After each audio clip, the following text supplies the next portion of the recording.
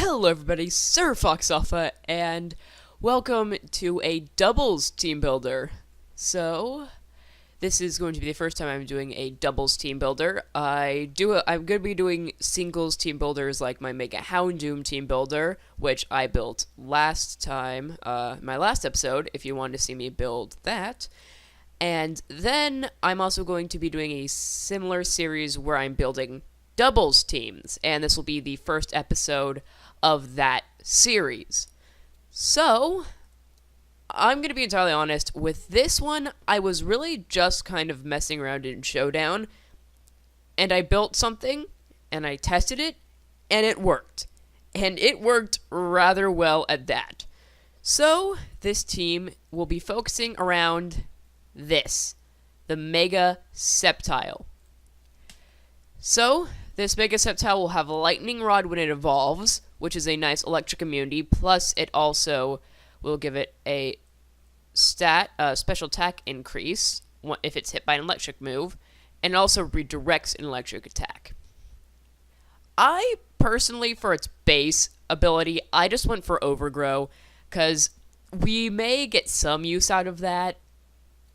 Granted, we're going to basically be Mega Evolving with this right away, but with Unburden, we would have absolutely no need for that, because we're a Sceptile. We literally can't lose our items, so this has no use whatsoever. So I just went with Overgrow, however, we're probably not going to be getting use out of that at all. The main focus is Lightning Rod, and I'll get to that in a bit. So, I threw on Giga Drain with this for recovery, plus it's a good grass type attack. I threw on Leaf Storm as well, simply because there are a lot of Pokemon, and I ran damage calcs on it.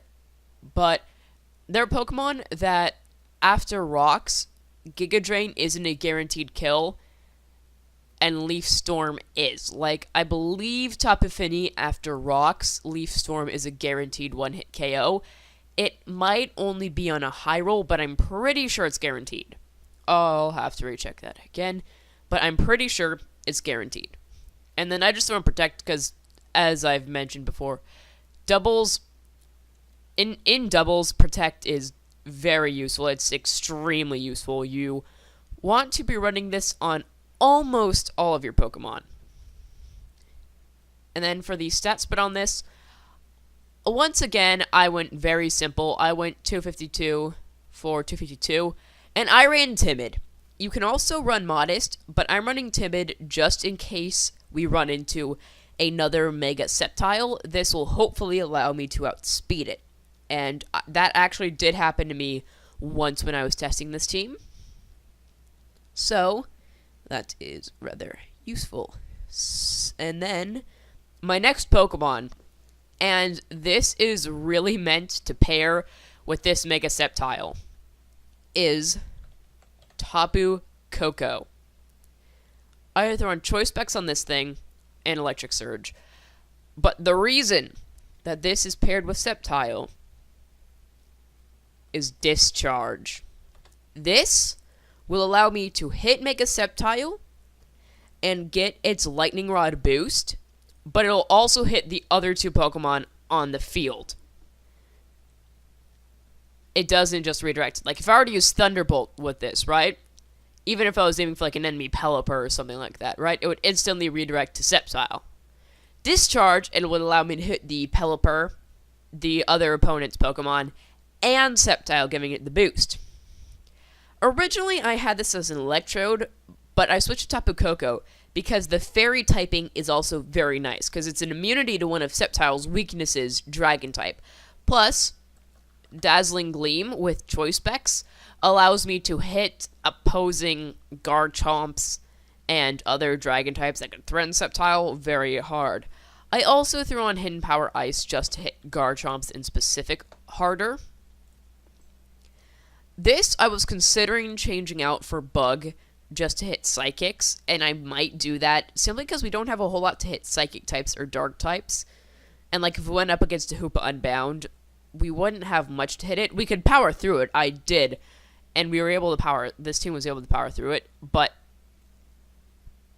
I'm going to stick with HPIs for now. And then the final move I ran on this was Volt Switch, just because the utility and the ability to get out of... And I'm stepping into the same slot. The utility and the ability to just get out of it, plus let's say I have Tapu Koko in, and I don't want to be facing something, instead of just pure switching out, I can Volt Switch out of it. So, with this, I'm pretty sure I just ran this. Yes, I did. Okay. Now, the next Pokemon, and this was a Pokemon I was looking to pair more specifically with Sceptile. And this was more so to counter a specific threat to Sceptile, but it also works together rather well with the whole team. And this is Gyarados. So, on this, I actually threw on... Okay. Obviously Intimidate, but stick with me here. I threw on Bounce. And I'm not going to be using this much at all as its own. But then I threw on the Flyneum Z. And the reason why is because if I use Supersonic Sky Strike with the Flyneum Z on Bounce, that into Waterfall from this Gyarados is enough to 2-hit KO a Mega Swampert. And the Mega Swampert cannot do much to me. And especially after the Intimidate. So, a Mega Swampert can come in with Rain, potentially outspeed my Sceptile, and one-hit KO it with an Ice Punch. So being able to take out that much of a threat to the Mega Sceptile at once is crazy. Obviously, this won't pair very well just with the Tapu Koko, because Discharge. However, if I want to throw it into Dazzling Gleam or HP Ice or Volt Switch, it would still work very well. Just don't want to use Discharge with it in. And then I threw on Earthquake, because this allows me to hit enemy electric types very well, and obviously I don't want to be in on an electric type, given I am 4 times weak to them. However, it still allows me to hit them hard if need be, or if I'm predicting a switch into one, it allows me to hit them very hard. And then finally, I threw on Protect, because Protect, it's very useful if I think, so, like, let's say we're going up against a Swampert team, right? And they have a Tapu Koko of their own, and they're going to use Thunder. And I'm predicting that, but I don't... Well, let's say Sceptile's dead, and I don't have a really good switch in, or maybe I have Gyarados and one other Pokemon left. I can Protect to stall out a turn. So yeah, basically for stalling out a turn if I need to, while obviously protecting myself to take as little damage as possible. And then I just went with this. I'm pretty sure all of them I just went with the guaranteed set, because I didn't really have a better idea, except for this. I went to make that 248 and throw the rest into there. So, and this by itself, after this, I was kind of stuck, because this was a very, very powerful core. I just needed something to back it up. So, the rest of my team is kind of walls. I say it because there are 2 that are really just more so bulky sweepers, and there's really 1 true wall. But the other 2, like, bulky sweepers are very, very powerful. So, my first bulky sweeper is Tapu Lele. Yeah, double Tapu, just first of all, is extremely powerful. I also went with this because Psychic Surge, I'm pretty sure it's Psychic Surge that stops any priority moves. It might be Misty Surge, but that means if I'm low with Sceptile, like I was going up against an Aegislash, right? And Sceptile was very low, and the Aegislash was just able to Shadow Sneak and kill my Sceptile. Or, sorry, faint my Sceptile. You're probably going to hear me say that a lot. If I had Psychic Surge, which again, I might be getting this very wrong, I would be able to stop that from happening. Plus, it just fits very well with the team with Psychic. I threw a Life Orb on this. Originally, I had Life Orb on Gyarados, and I had Dragon Dance instead of Bounce. However, I was doing the calculations, and that is when I was worried about the one-hit KO potential on Sceptile being outsped by the Mega Swampert. So I decided to use this Gyarados with Flynium Z instead to counter any Swamperts. So I decided to give this Life Orb instead, and I throw on Calm Mind to just set up whenever I see a good moment to. I throw on Moonblast because it's with Tapu Lele. Moonblast is extremely powerful. This a Moonblast also, even without Calm Mind, allows me to one-hit KO. And after rocks, it allows me to one-hit KO any Deoxys attack form, Deoxys speed form, and a lot of any other Pokemon. I'm pretty sure at least Deoxys attack forms actually. You know what? Now I need to figure out. I need to make this doubles OU. Yeah, see, Deoxys attack form is in doubles OU. I don't know about speed form, but at least attack form is. And after rocks, I can one-hit KO a Deoxys attack form, which is crazy, because if you let that thing, it will do massive, massive amounts of damage to your team. So being able to just get that thing off the board immediately is extremely powerful. And then finally, I ran Protect. You're probably going to say this is my last move. Never mind, sorry. I ran Psychic. Oh gosh. Psychic. And just for dual stab, plus it allows me to hit other things. Very powerful because I don't have any psychic coverage yet. And then I ran with Protect. And again, you're probably going to see this as my final move a lot, unless it's like a choice, has a choice item on it. Just because Protect is, the utility is extremely useful. And I believe I just went with this. I'm pretty sure all of them I just went with this. Now, this is the Pokemon that is my true wall. And at the moment, I didn't have much to deal with fairies. I had 2 fairy types of my own, one that's weak to it, and a Gyarados. So at the moment, Tapu Koko's kind of steamroll my team. And so, I settled on Ferrothorn. With Iron Barbs, I just went with Rocky Helmet, because seriously, if anything wants to hit this thing with a physical move, this will take not a whole lot of damage unless it's a physical fire or sometimes fighting move, but it'll take a lot of damage in return if it wants to do so. And then on this will be my Stealth Rocker as well. And the Stealth Rock on this team is very important because it allows me to get one-hit KOs with Leaf Storm on very bulky things. It allows me to one-hit KO. I might be able to one-hit KO Deoxys attack without it, but it just guarantees the KO on it. Stealth Rock on my team guarantees a lot of KOs. It also does a lot of chip damage that is very useful to my team, so extremely important. I also threw on Leech Seed just to have more sustain in a battle, plus being able to drain something. It can sometimes force out switches, which can be very handy to do so. I threw on Gyro Ball, and Gyro Ball does a lot of damage against things like Superior. I was doing a battle against Superior.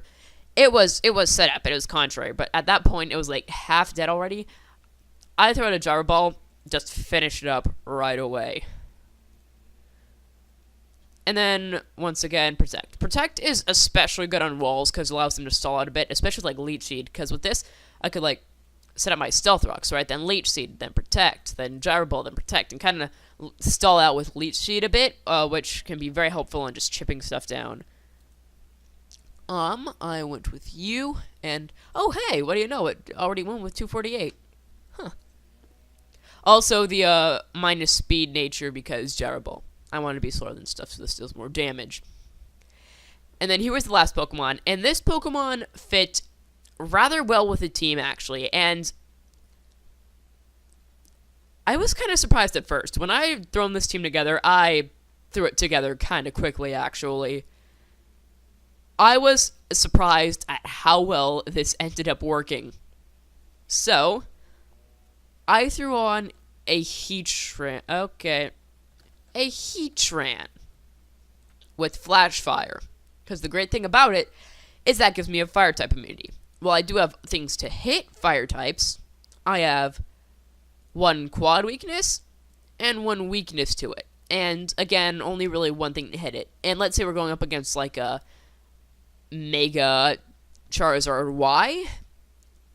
In a drought or in sun, this won't be doing a whole lot of damage regardless. So, Heatran allows me... also, these two have very good synergy with Flash Fire. Because let's say I'm in Ferrothorn, right? I have my Rocks up, I have Leech Seed up. However, I'm going against, like, let's say, use the example of Mega Charizard Y again.